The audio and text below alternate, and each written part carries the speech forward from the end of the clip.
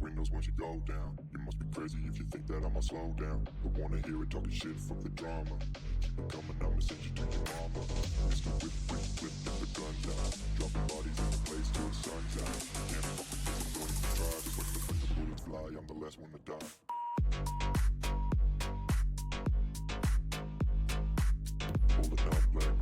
HMPV एक respiratory virus है जो कॉमनली सभी एज ग्रुप के लोगों में इन्फेक्शन कॉज करता है, स्पेशली यंग चिल्ड्रन, एल्डरली और इम्यूनो कॉम्प्रोमाइज्ड इंडिविजुअल्स में। ये पैरामिक्सोविरिडाई फैमिली का मेंबर है, जिसमें रेस्पिरेटरी सिंकाइटियल वायरस RSV और मीजल्स वायरस भी आते हैं। क्या HMPV कोविड-19 जैसे है? हमें कितनी चिंता करनी चाहिए? कोविड-19 जैसे पैंडेमिक का दर कुछ ज्यादा ही बढ़ चुका है। एक्सपर्ट्स कहते हैं कि पैंडेमिक तब होता है जब एक नया वायरस या पैथोजन फैलता है, और HMPV के केस में ऐसा नहीं है। HMPV दुनिया भर में पहले से ही प्रेजेंट है और काफी सालों से एग्जिस्ट कर रहा है। इसका मतलब है कि लोगों के पास कुछ हद तक इम्यूनिटी ऑलरेडी है, क्योंकि उनका पहले से एक्सपोजर हो चुका है, डॉक्टर हसू ने कहा। University of east Anglia, England के मेडिकल प्रोफेसर पॉल हंटर कहते हैं, लगभग हर बच्चा अपने 5वें बर्थडे तक कम से कम एक बार HMPV से इन्फेक्ट हो चुका होगा, और पूरी जिंदगी में कई बार री इन्फेक्शन होने की उम्मीद होती है। तो ओवरऑल मुझे अभी किसी बड़े ग्लोबल इशू का कोई साइन नजर नहीं आता। फिर भी डॉक्टर हसू सजेस्ट करते हैं कि बेसिक प्रिकॉशंस लेना जरूरी है, जैसे भीड़ भारे जगहों पर मास्क पहना। अगर आपको रेस्पिरेटरी वायरस से सीरियस इलनेस का रिस्क ज्यादा है तो भीड़ से बचना, अच्छे से हाथ धोना और फ्लू वैक्सीन लगवाना। ओरिजिन और डिस्कवरी HMPV का पता तब चला जब नेदरलैंड्स के रिसर्चर्स अननोन पैथोजन से होने वाले रेस्पिरेटरी ट्रैक्ट इन्फेक्शंस को स्टडी कर रहे थे। उन्होंने एक्यूट रेस्पिरेटरी इलनेस से सफर कर रहे बच्चों से एक अननोन वायरस आइसोलेट किया और उससे पैरामिक्सोविरिडाई फैमिली का नया मेंबर आइडेंटिफाई किया, जो एवियन मेटाप्न्यूमोवायरस AMPV से क्लोजली रिलेटेड था। इवोल्यूशनरी ओरिजिन जेनेटिक एनालिसिस ये सजेस्ट करता है कि HMPV शायद एवियन मेटाप्न्यूमोवायरस टाइप C AMPV-C से इवॉल्व हुआ है, जो एक ऐसा वायरस है जो बर्ड्स को इन्फेक्ट करता है। ये डाइवर्जेंस लगभग कुछ 100 साल पहले हुआ होगा, लेकिन ह्यूमंस में ये 2001 तक अनआइडेंटिफाइड ही रहा।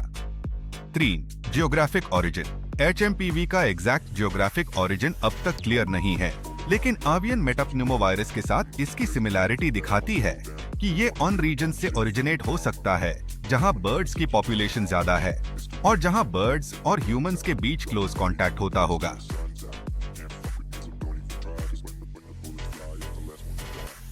HMPV एक रेस्पिरेटरी वायरस है जो सर्दी जुकाम जैसे लक्षण से लेकर गंभीर श्वसन संक्रमण तक का कारण बन सकता है। ये वायरस प्रथम बार 2008 में पहचाना गया था और ये प्रमुख रूप से बच्चों, वृद्धों और कमजोर प्रतिकार शक्ति वाले व्यक्तियों को प्रभावित करता है। HMPV के आम लक्षण सर्दी जुकाम, नाक बहना, नाक बैंड होना और गले में खराश होना इसके प्रारंभिक लक्षण हैं। खांसी हल्की या गंभीर, सूखी या बलगम वाली खांसी हो सकती है। बुखार हल्का या तेज बुखार हो सकता है। सांस लेने में दिक्कत, सांस लेने में तकलीफ या सांस फूलना महसूस हो सकता है, खासकर गंभीर मामलों में। वीजिंग सांस लेने के दौरान सीटी जैसी आवाज आना, खासकर बच्चों और अस्थमा या क्रॉनिक लंग डिजीज वाले व्यक्तियों में। गाले में दर्द, गाले में जलन या असुविधा महसूस हो सकती है।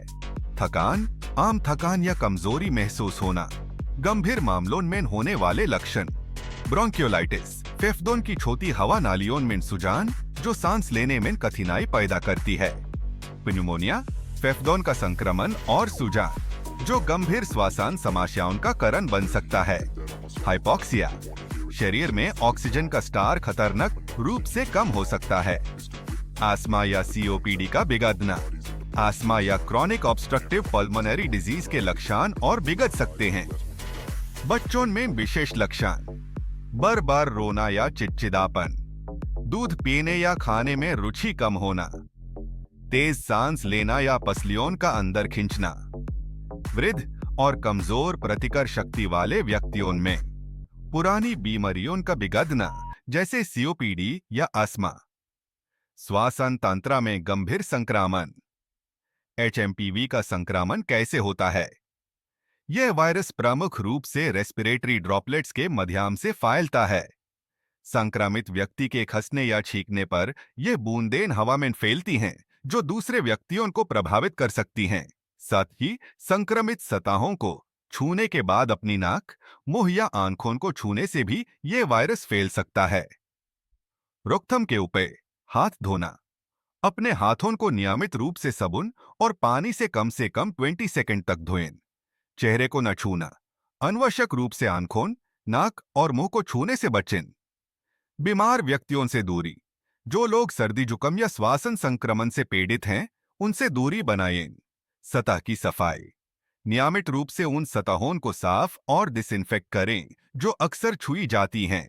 खांसते या छींकते समय अपने मुंह और नाक को रुमाल या अपनी कोहनी से ढकें। उपचार: एचएमपीवी का कोई विशेष एंटीवायरल उपचार उपलब्ध नहीं है। उपचार प्रमुख रूप से लक्षणों को कम करने और राहत प्रदान करने पर केंद्रित होता है। हाइड्रेशन: पर्याप्त तरल पदार्थ का सेवन करें। आराम: पर्याप्त विश्राम करें। ओवर द काउंटर दवाएं: बुखार और दर्द के लिए एसिटामिनोफेन या इबुप्रोफेन का सेवन कर सकते हैं। ब्रोंचोडायलेटर्स वीजिंग या अस्थमा के लक्षण के लिए उपयोगी हो सकते हैं। ऑक्सीजन थेरेपी: गंभीर मामलों में ऑक्सीजन देने की आवश्यकता हो सकती है। निदान: एचएमपीवी का निदान प्रमुख रूप से क्लिनिकल लक्षणों के आधार पर किया जाता है। कुछ लैबोरेटरी परीक्षण भी किए जा सकते हैं। Polymerase chain reaction PCR test: ये टेस्ट रेस्पिरेटरी सैंपल्स में वायरल आरएनए को डिटेक्ट करता है। रैपिड एंटीजन टेस्ट: ये वायरल प्रोटीन्स को पहचानता है, लेकिन इसकी सेंसिटिविटी कम होती है। वायरल कल्चर: ये समय सापेक्ष है और आमतौर पर इस्तेमाल नहीं होता। सीरोलॉजिकल टेस्ट्स: ये एंटीबॉडीज को डिटेक्ट करते हैं, लेकिन प्रमुख रूप से रिसर्च के लिए उपयोगी हैं। संक्रमण का समय और प्रभाव।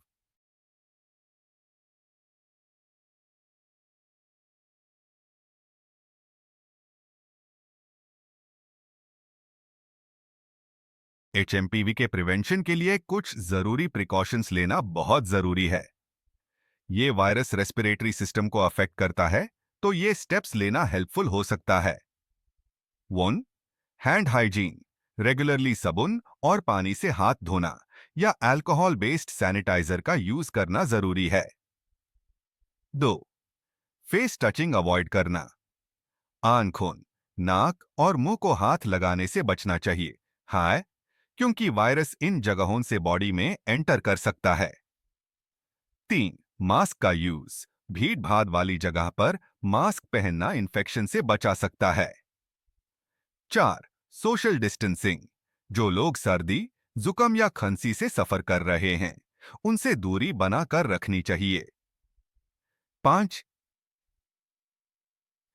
Surface cleaning: frequently touched surfaces जैसे कि डोर हैंडल्स, टेबल्स और टॉयज को रेगुलरली डिसइंफेक्ट करना चाहिए। 6.